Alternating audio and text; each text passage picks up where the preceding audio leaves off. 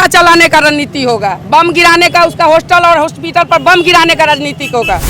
मनीष रंजन को लाए रिमांड पर, नहीं है तो जहां है मनीष रंजन वहीं पर आग लगने का काम होगा। ये तो थोड़ा सा झांकी था।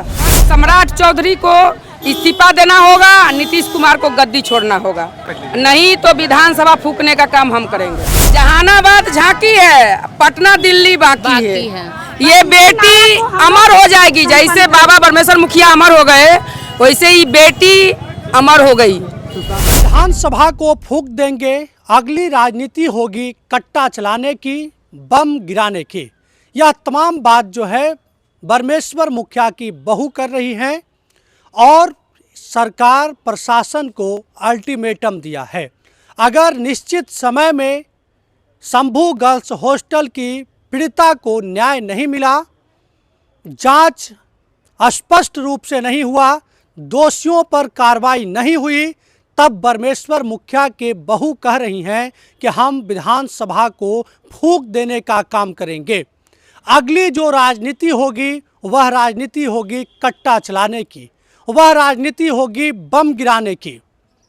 आपको बताते चले कि शंभू गर्ल्स हॉस्टल के पीड़िता के न्याय के लिए कल जहानाबाद में न्याय यात्रा का आयोजन किया गया था।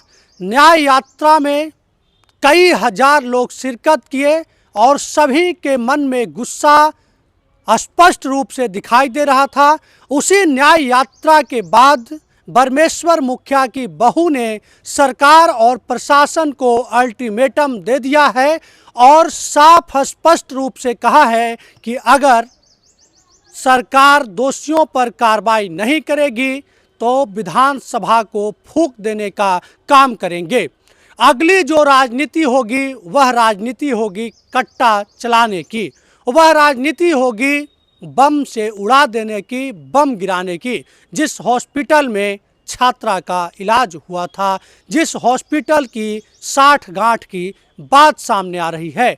आपको बताते चले कि परमेश्वर मुखिया की बहू जो है गुस्से में लाल दिखी और न्याय को लेकर काफ़ी जो है आक्रोशित दिख रही थी। परमेश्वर मुखिया के बहू ने जिस तरीके से बयान दिया है वह बयान अब हर जगह पर चर्चाओं में आ गया है कि क्या सच में परमेश्वर मुखिया की बहू कोई बड़ी कदम उठाने जा रही है? क्या सच में विधानसभा को फूंक देने की तैयारी चल रही है? क्या सच में कट्टा और बम एक बार फिर से परमेश्वर मुखिया की बहू बेटी की न्याय के लिए उठाने का काम करेगी? आइए सबसे पहले आप सुनिए कि परमेश्वर मुखिया की बहू क्या कुछ कह रही है। लड़ाई किस दिशा में जा रही है और आप लोगों ने ये दिशा विकराल पकड़ लिया है, क्योंकि हम लोग आस में बैठे थे कि मुझे न्याय मिलेगा और मुझे न्याय नहीं मिला। महीना दिन होने वाला है, अभी तक कातिल बाहर, डॉक्टर बाहर, नीलू अग्रवाल बाहर, नीतू अग्रवाल बाहर, अभी तक मनीष रंजन को क्यों नहीं रिमांड पर लिया गया? ये सब कहाँ है? अगर ये नहीं करेंगे ये लोग तो हम तो बस सम्राट चौधरी को इस्तीफा देना होगा, नीतीश कुमार को गद्दी छोड़ना होगा, नहीं तो विधानसभा फूंकने का काम हम करेंगे। 26 जनवरी तक अल्टीमेटम दिए थे तो हो तो गया, तो आज शुरू कर दिए ना अल्टीमेटम, तो अब देख लिए।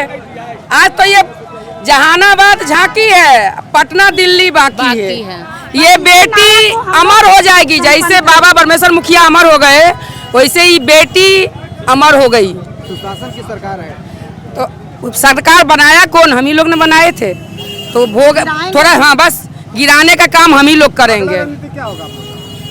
कट्टा चलाने का रणनीति होगा, बम गिराने का, उसका हॉस्टल और हॉस्पिटल पर बम गिराने का राजनीति होगा। एकदम साफ सुथरा बोल दिए कि हमारा समाज जो है, आप देख लीजिए, इसमें कोई जाति नहीं है, सब जाति का है। बेटी सभी जाति की होती है और इस बेटी के लिए सब हम लोग रोड पे हैं और रहेंगे जब तक न्याय नहीं मिलेगा। जैसे मेरे परिवार को डीएन टेस्ट लिया गया वैसे पूरे बिहार के सांसद और विधायक का बेटा और सांसद को, बीजेपी का ओनली कर रहे हैं, बीजेपी एनडीए सरकार को